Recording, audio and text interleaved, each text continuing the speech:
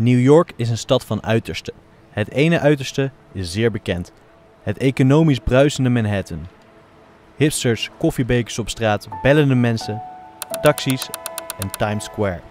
Maar aan de andere kant van de stad heb je delen waar het dichtstbijzijnde verse stuk fruit 30 minuten lopen is, waar het gevaarlijk is vanwege schietpartijen, armoede en criminaliteit. Een van de armste wijken in Amerika. Dit deel heet de Bronx. They were expecting to hear from the NYPD once again.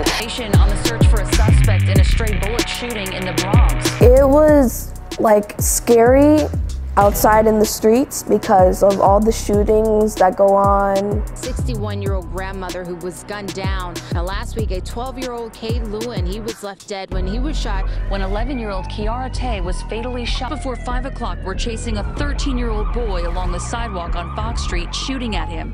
It's like fun, but at the same time scary because there's like a lot of criminals and like a lot of like fights and shooting. So whenever I would come to school, it would be like a sanctuary for me outside of the streets.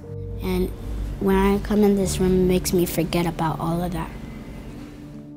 In dit donkere deel van de stad begon 20 jaar geleden Steven Ritz met een project, de Green Bronx Machine. Daarmee wil hij kinderen onderwijzen over voedsel verbouwen, verkopen en bereiden.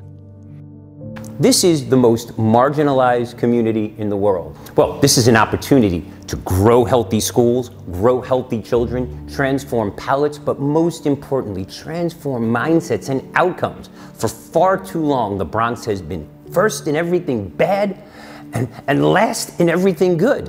And this is an opportunity to grow something greater, transform minds, and give children the opportunity they need, not to survive, but to thrive in line with Mother Nature. Green Bronx Machine is the art and science of growing vegetables aligned to every single subject area. We are a whole school program that generates high-performing schools, happy, healthy children, and changes the social determinants of health. Basically what we do is we teach the math, the science, and the literacy, and we do it around growing. And at the end of the day, really what we're doing is growing citizens. So our children are everything to us. And it's about providing them an education, and education should be fun. So we really have a lot of fun in this classroom. I'm not going to say that this is the easiest neighborhood to live in. You know, it's very dense.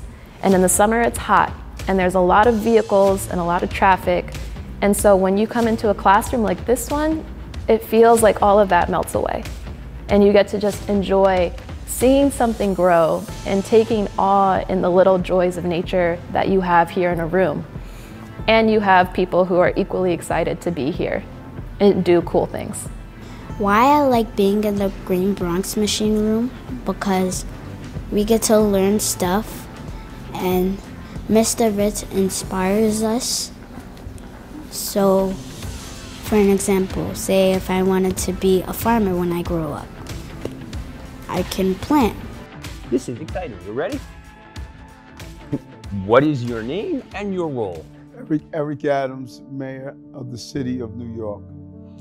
If you go to a community where you see high levels of asthma, high level of diabetes, chronic diseases, you also see high levels of fast, overprocessed, fried, sugar-added food. And so there's a correlation between these health problems we're having and the lack of access to healthy food. We must ensure access to that healthy food, and not only just sit on the shelf, showing people how to prepare that food that's culturally sensitive in a real way.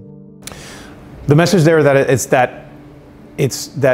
every kid just needs an opportunity. That every kid just needs to have somebody who believes in them, and that there are, even in the poorest and most vulnerable communities, that there's still resources right there. There's still resources right there.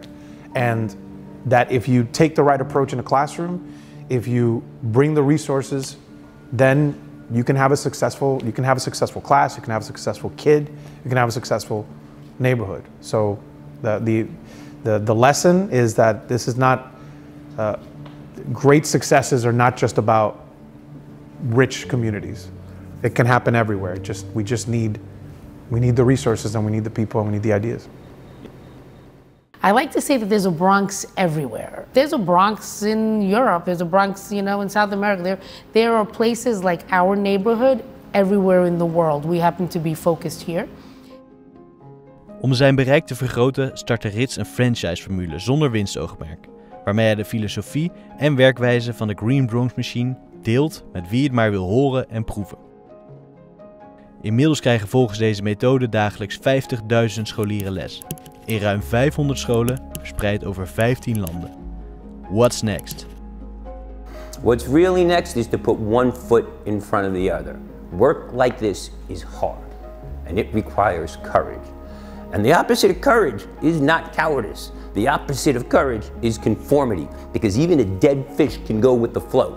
So we're going to keep swimming because we're not dead fish. We're not going to go with the flow, and we're going to be disruptive and innovative and believe that our little humble corner from this simple classroom, we can change the world.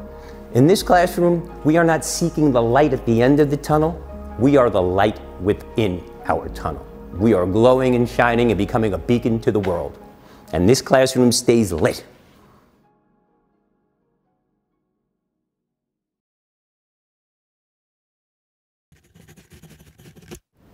The hat I'm wearing is called the cheese hat, and basically it reminds me of Mr. Ritz because he always has a cheese hat on.